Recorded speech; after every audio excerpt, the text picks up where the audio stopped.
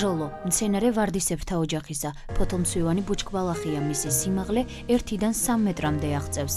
მიწისქვეშა ნაწილი მრავალწლოვანი ფესურაა, მიწის ზედა კი 1 ან 2 წლოვანი მწვანე, წითელი ან იისფერი ყლორტია, რომელიც დაფარულია სხვადასხვა სიდიდისა და ფორმის ქაცვებით. ცნობილია ჟოლოს 120-ზე მეტი სახეობა, ფართოდაა გავრცელებული ყველგან, იყენებენ საჭმელად, ნედლად და გადამუშავებელს. მედიცინაში გამხმარი ნაყოფის ნახარში ოფლმდენი საშუალებაა. ჟოლოს 2 სახეობა არსებობს, ტყისა და ბაღის. ტყის ჟოლო გამოირჩევა საოცარი არომატით და სამკურნალო თვისებებით. ბაღის ჟოლო კი უფრო ტკბილი და გემრიელია, მაგრამ ნაკლებად სამკურნალოა.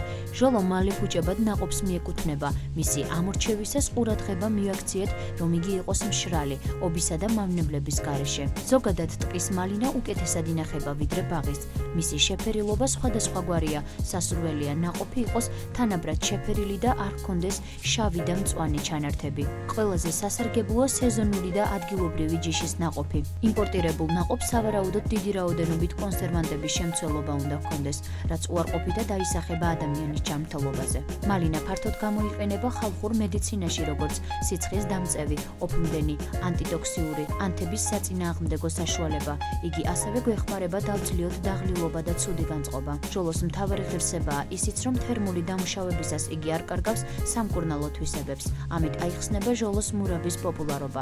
მებაღეებისთვის ჟოლო მნიშვნელოვანი კულტურაა. მისი ნაყოფი ფასდება ნაზი არომატისა და არაჩვეულებრივი გემოს გამო. ჟოლოს დასარგავად ადგილი შეიძლება იყოს მზიანიც და ჩრდილიანიც, თუმცა პირველ შემთხვევაში ნაყოფი მალე დამწიფდება, მაგრამ მის ხარისხზე ეს გავლენას არ ახდენს. ვთავაზობთ ჟოლოს დარგვის 2 მეთოდს. პირველი მეთოდის თანახმად ჟოლოს რგავენ რიგებად. თითოეულს აშორებენ სხვებისგან ზუსტად განსაზღვრული მანძილით. ძელები ყენდება ყოველ რიგთან ისეთ მანძილზე, რომ მათ შორის გაიჭიმოს მეტალის მავთული. ერთწლიანი ყლორტები ყოველწლიურად იზრდებიან და თანაბრად უნდა გავანაწილოთ და მივაბად მავთულს. ერთწლიანი ყლორტები, რომლებმაც უკვე მოგწეს ნაყოფი, უნდა მოვჭრათ ფესვებამდე. ფესვის ზრდა ამცირებს ბუჩქის მოსავლიანობას, ამიტომ ის უნდა მოვჭრათ სპეციალური ხელსაწყოთი. რაც შეეხება ჟოლოს დარგვის მეორე მეთოდს, თავდაპირველად იღებენ ბუჩქებს, შემდეგ მათი ფესვები ნაწევრდება და ივსება ორმოები მთელ რიგზე. ნებისმიერი მეთოდის გამოყენებისას მთავარია მცენარემ შეძლოს მაქსიმალურად მიიღოს მზის ენერგია, თუმცა ის ადვილად ძლებს ჩრდილშიც. ჟოლოს სხვადასხვა ჯიშებს სჭირდებათ განსხვავებული მოვლა. არ უნდა დაუშვათ, რომ მისი ტოტები გაიზარდონ ძალიან და დაჩრდილონ ქვედა ტოტები. ბუჩქები, რომლის ფესვებმაც განიცადეს მუტაცია, ჯობია ამოვძირკოთ.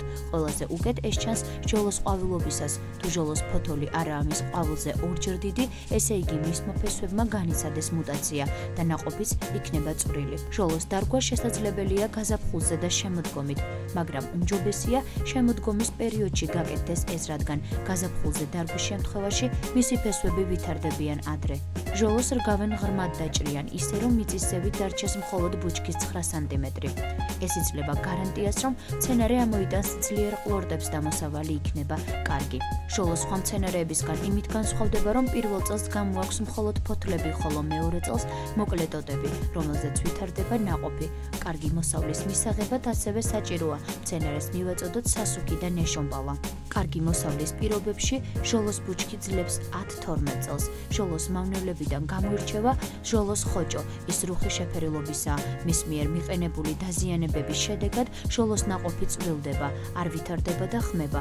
მის წინააღმდეგ საბრძოლველად შემოდგომობით ბუჩქის გარშემო მიწა უნდა დავბაროთ, მაგრამ ხოჭოების დიდი რაოდენობის დროს ისინი უნდა დავფერთხოთ ბუჩქიდან ტილოზე ან გაშლილ ქოლგაზე და გავანადგუროთ. ამის გარდა დაზიანებული ნაყოფი მოვაშოროთ და ისიც გავანადგუროთ.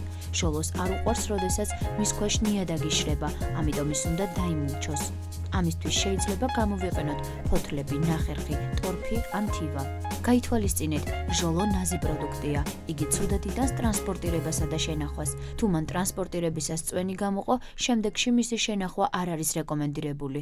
ზოგადად იგი მაცივრის პირობებში სულ რამოდენიმე დღე ინახება. მე ვარ ფერმერი, გისურვებ წარმატებებს.